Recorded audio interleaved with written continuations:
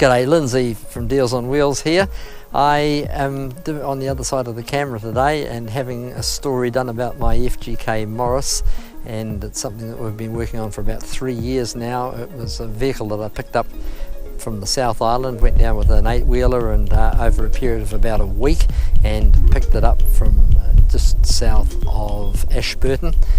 Brought it home and it sat around for a while because I was still working on the first restoration that I ever did. That was the K Bedford, and we had to finish the K Bedford, and then another couple of jobs came along, like the Mitsubishi truck that we've got with us today. We did that, and then we hooked into the FGK 3 years ago. It was quite a mess. Somebody had been pushing it around with a forklift or a tractor, and all the mudguards were all bumped in and they were in a hell of a mess.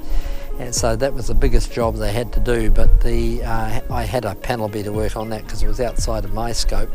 And we started off from a bare chassis and worked our way through and got it to the point where the cab was finished, and we'd replaced all the underside of the cab and had to go at painting it in two-pot, which is something that I'd never done before. And if you look very carefully, you'll see a few runs in it, but we can probably polish those out, I dare say.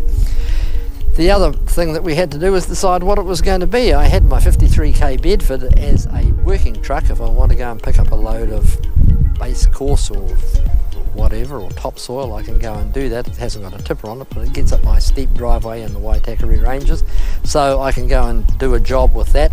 And I didn't need another truck, besides which the old FGK was just not going to have the same kind of power as the Bedford.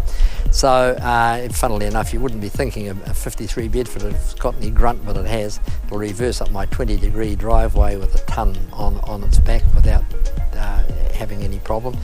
And so we were making this big decision as to what we were going to do with the FGK, and I thought, I'd seen a program on TV called Heartbeat. It was set in the 1960s, and Bernie Scripps, the local garage owner, had one of these vehicles, one of the 4-cylinder ones, and I decided I'd make it into a tow wagon. So a long similar style. So I dug out a video clip of Heartbeat, had a look at the truck and got a rough idea of how the back part of it looked, and so I stuck a bit of 1200 by 2.4 sheet of ply up against the side of it and drew shapes on the side until I decided on a shape that I really liked, and that's the shape that the truck's wound up being.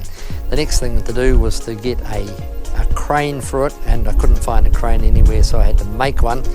Found a winch when I was doing a story for Deals on Wheels down Masterton. That came back